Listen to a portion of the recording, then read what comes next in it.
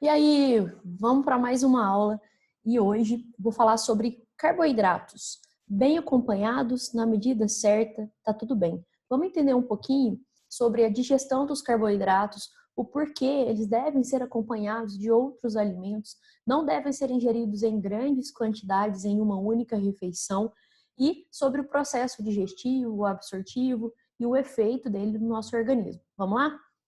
Olha só, primeiramente, a gente tem que entender que carboidrato, eles são importantes para o nosso organismo e é a nossa principal fonte de energia, tá? Nossas células musculares, cérebro, coração, tudo usa glicose como fonte de energia. E a glicose vem a partir da quebra do carboidrato, tá? Então, a principal fonte de carboidratos são esses alimentos, as frutas, algumas verduras, né? Principalmente também os cereais, tubérculos, raízes, então, aveia, centeio, fubá, milho verde, mandioca, batata, arroz, os pães, né? As frutas e as verduras também têm quantidade menor, mas também têm carboidratos, né?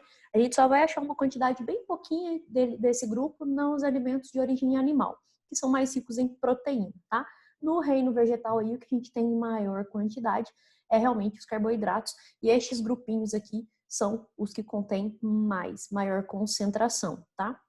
E é o que nos dá energia, tá? Isso é essencial para a gente poder viver bem, tá? E algo muito importante que todo mundo confunde é o seguinte: a diferença entre carboidrato simples e carboidrato complexo, tá? Tem muitas diferenças aqui nesse sentido, porque pelo seguinte, olha só, deixa eu só mudar a câmera aqui, vai ficar melhor. Bora lá. Tamo junto aqui. Vamos lá. Bom, vamos com essa daqui mesmo. Voltei, tô eu aqui. É o seguinte, olha só, carboidratos simples, tá? São carboidratos que têm uma molécula só, tá? É uma cadeia só de molécula, tá? Ou seja, a frutose, a glicose, a galactose. E isso daqui é carboidrato simples, tá? Porque é uma molécula só. Carboidrato complexo são os carboidratos que possuem uma cadeia longa de várias glicoses ou frutose e glicose junto, né? Que vai dar a sacarose. Então, o carboidrato complexo, ele tem mais de uma molécula. E o amido, que é o que tem no pão, no macarrão, nas farinhas, né, na batata, ele é um carboidrato complexo, tá? É diferente, o pessoal confunde porque falam que é carboidrato refinado, né? Por exemplo, o trigo é um carboidrato simples por ele ser refinado. Não, tá? A questão de simples e complexo tem a ver com a molécula química desse alimento, tá? Então, farinha, pão, macarrão, bolacha, biscoito, batata é carboidrato complexo, tá? Rico em amido, tá certo? Então, vamos lá, beleza. Aqui, o processo de digestão é o seguinte: todo carboidrato que a gente comer, seja ele o amido, que é um carboidrato complexo, né? Ou seja a frutose, né? A sacarose, por exemplo, o açúcar, né? Que ela é glicose mais frutose, é um disacarídeo. Eles vão sofrer ação de enzimas que vão quebrar essas moléculas e até virar glicose, tá? Então a gente absorve, grande parte do que a gente absorve vindo dos carboidratos é glicose. A gente também absorve frutose, tá? Mas o processo metabólico é diferente. Mas no fim das contas, a frutose, depois de passar pelo fígado, ela vira glicose também, tá?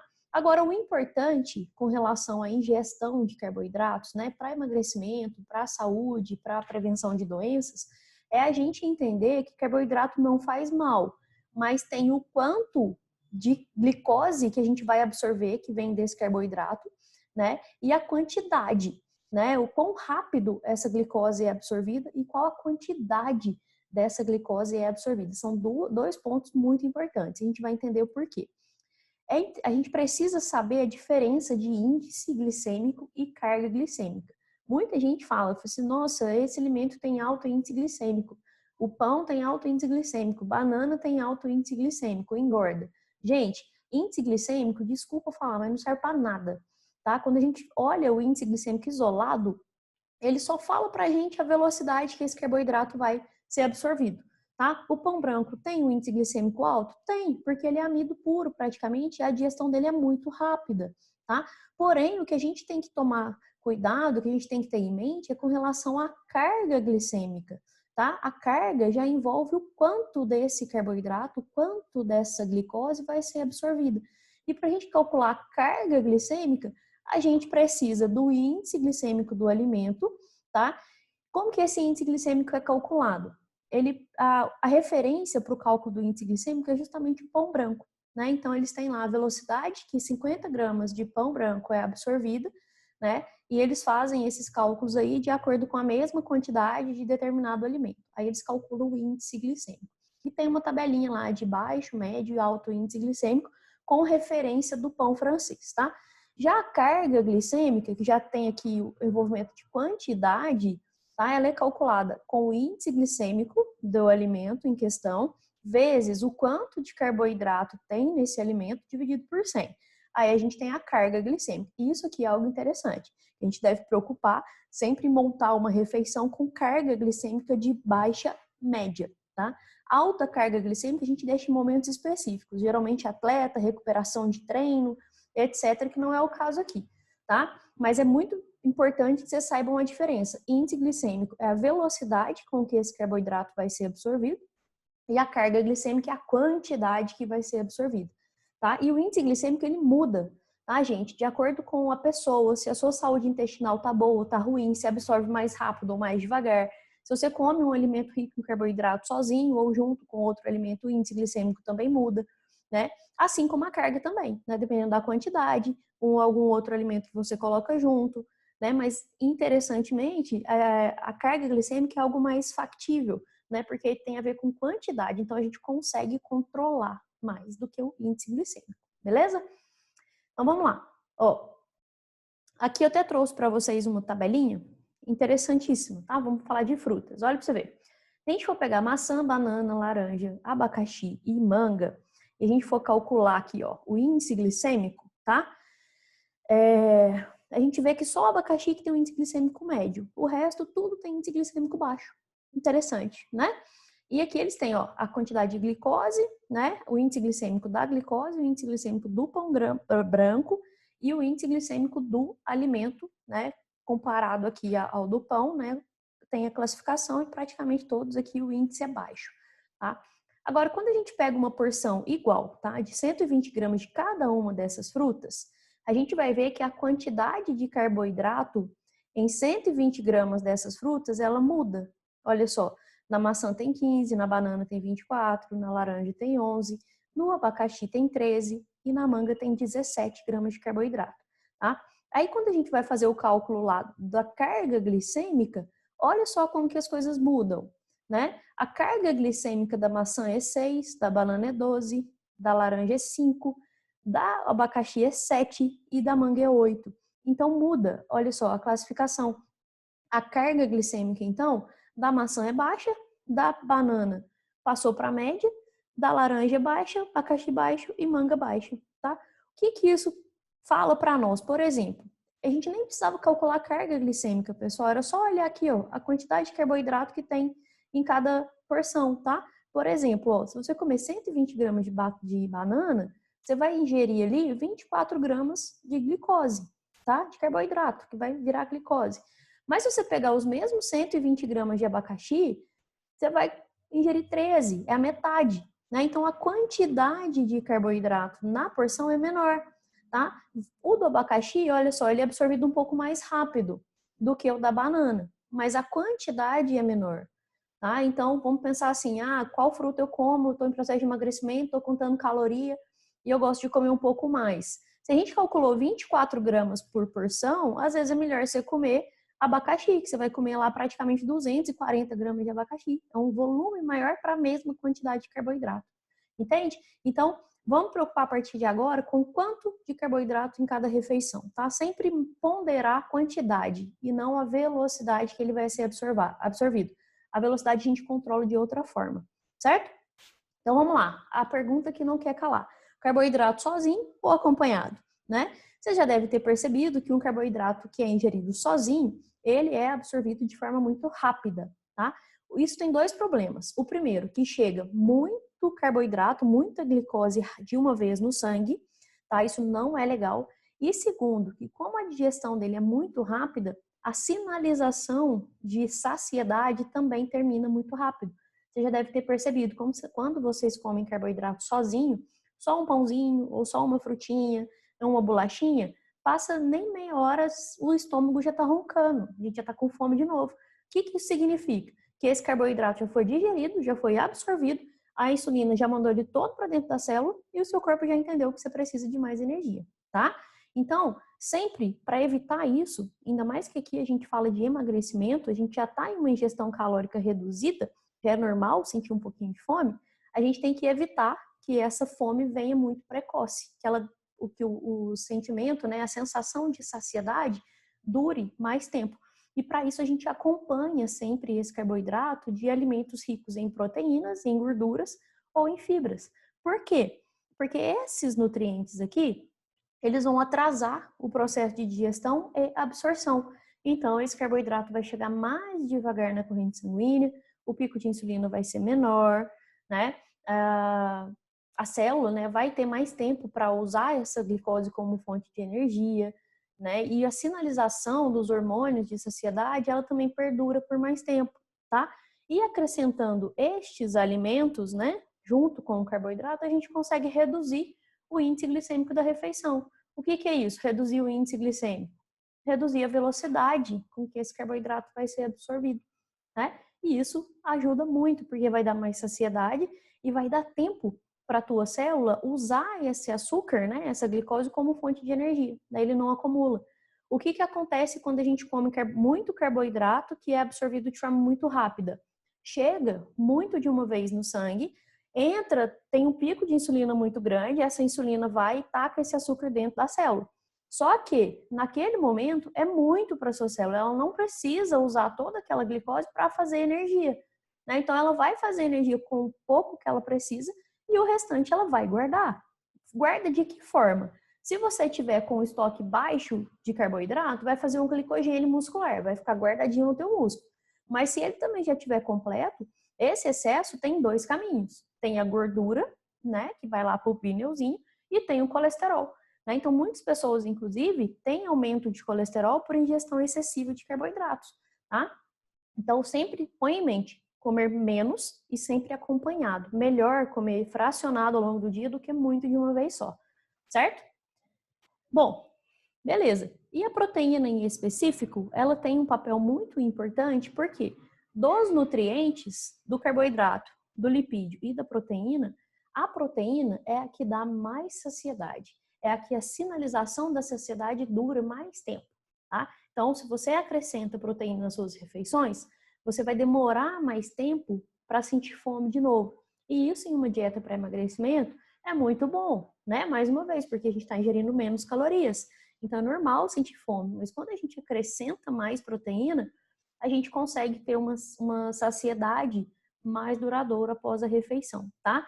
E sem contar que a proteína tem algo muito importante que chama efeito térmico do alimento. Isso é a quantidade de calorias que o teu corpo gasta para metabolizar um nutriente, tá? Desde a digestão até o caminho dele metabólico para ser utilizado. O da proteína é o mais alto. Então, ingerir mais proteína, principalmente fracionada ao longo do dia, faz a gente gastar mais calorias, tá? A gente vira e mexe fica perguntando aí, né, qual alimento é termogênico? Tá aí, proteína é um deles. É por isso que em dietas de emagrecimento, quando a gente tem um carboidrato na refeição, a gente sempre tenta incluir uma fonte de proteína junto, né? Para dar mais saciedade e para que esse carboidrato seja absorvido de forma mais lenta, tá? Dentre os alimentos que a gente pode colocar aí são os alimentos de origem animal, né? As carnes, por exemplo, ovos são interessantes para serem utilizados e em lanches intermediários fica muito fácil a gente usar leite e derivados, né? Às vezes um copo de leite, um pedaço de queijo ou um iogurte, um leite em pó, né? Todos eles cabem muito bem uma dieta e podem ser utilizados, tá? E vale lembrar também que as fibras, né, que tem lá nas verduras, né, tem na chia, na linhaça, e as gorduras, elas também têm esse efeito, tá? Mas gordura fica um pouquinho mais difícil quando se trata em emagrecimento, porque a gordura tem mais do que o dobro de calorias da proteína, né? E as fibras também, porque aí, dependendo da refeição, ela não cabe muito bem, né? Mas a gente sempre que possível tenta incluí-las também, até porque são muito importantes para a função intestinal, certo? Então, é por isso que a gente sempre tenta incluir uma fonte de proteína junto com o carboidrato, para diminuir a velocidade de absorção, para dar tempo da tua célula usar esse açúcar que vai chegar lá, e também para sinalizar a saciedade por mais tempo, certinho? Agora a pergunta, quanto de carboidrato por refeição? Aqui não tem como eu responder, a não ser falar depende. Por quê, gente? É muito individual, né? Depende do teu estado de saúde, se a sua glicemia tá legal, o valor da tua insulina, né? São muitos parâmetros que a gente utiliza para avaliar o quanto de carboidrato você merece, né? Aqui inclui o teu nível de atividade física, o quanto de energia você gasta, né? Por exemplo, se você for fazer atividade física em determinado horário do dia e você não conseguiu ingerir carboidrato adequadamente, talvez aqui a gente nem coloque proteína, a gente deixa só o carboidrato e ainda escolhe um de alto índice glicêmico para ele ser absorvido rapidinho. Por quê? Você precisa de energia naquela hora. Então, isso que você vai comer, ele vai ser utilizado para gerar energia, né? Tem uma demanda metabólica para isso, não vai sobrar. A mesma coisa se for depois do treino. Às vezes você fez um treino grande, né? Por exemplo, correu lá 5, 10 quilômetros e você vai fazer musculação no dia ainda. Você precisa repor essa energia que você gastou ali. Às vezes a gente também usa um carboidrato sozinho, né? Depende do momento do dia. Por exemplo, se for muito de noite, a gente reduz muito a quantidade de carboidrato da refeição, né? Então, são muitas as variáveis envolvidas, né? As questões biológicas, bioquímicas, para a gente poder determinar o quanto de carboidrato é necessário no dia todo e principalmente em cada refeição, certinho?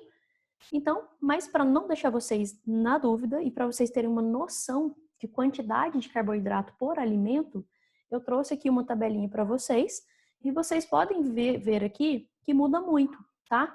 Então, ó, para cada 100 gramas de alimento já pronto, essa daqui, em azul, é a quantidade de carboidrato que tem na porção, tá? Então, olha só, a gente pensar, ó, em 100 gramas de arroz, né, arroz integral cozido lá, tem 25, 26 gramas de carboidrato, tá? No arroz normal, né, arroz branco, tem 28. Então, assim, insignificante, né, a diferença entre eles, tá? Agora, se a gente comparar o arroz com a batata inglesa, por exemplo, ó, ela tem menos da metade do carboidrato. Ou seja, a gente vai precisar de praticamente 200 gramas de batata para ter a mesma quantidade de carboidrato de 100 gramas de arroz, né? Então, para aquelas pessoas que gostam de volume, né, que gostam de comer mais, às vezes a batata é uma boa opção, tá? Mesma coisa as frutas, ó. Varia muito a quantidade de carboidrato em 100 gramas. Se a gente for comparar, olha só o açaizinho com xarope, ó. 21 gramas, é quase que 100 gramas de arroz, tá? E aqui é 100 gramas só, viu, gente? Não é nem aquele açaí menorzinho de 200, é metade do copo dele, tá? Mas vamos pegar uma fruta mesmo aqui, ó, que a gente viu lá. A banana é realmente a que tem maior concentração de carboidrato, tá? 100 gramas vai dar uma banana e meia, 2 no máximo, dependendo do tamanho. Se a gente for comparar com goiaba, olha só, a gente tem um preconceito com goiaba, né? Goiaba tem quase que metade, né? Se a gente for pegar morango, olha aqui o tantinho de morango, né? Então a gente precisaria ali de quase 400 gramas, né, de morango para dar o que tem 100 gramas de banana, né? Então são equivalentes, né? É isso que a gente tem que ter em mente. O alimento que tem mais carboidrato a gente come menos, o que tem menos dá para a gente comer um pouquinho mais, né? E isso vocês vão adquirindo ao longo do tempo, tá? Esse conhecimento é prática, tá certo? Então tá aí. Eu espero ter respondido a dúvida de vocês, tá? Se ficou alguma dúvida ainda, coloca aqui no comentário dessa aula ou coloca lá no nosso grupo, que eu vou fazer questão de responder. E se tiver algum assunto que vocês queiram saber também sobre alimentação, nutrição e emagrecimento, é só falar lá que a gente dá um jeito de fazer um vídeo aqui para tirar essa dúvida, tá certo? Lembra que a sua dúvida pode ser do outro também. Um abraço e até a próxima aula.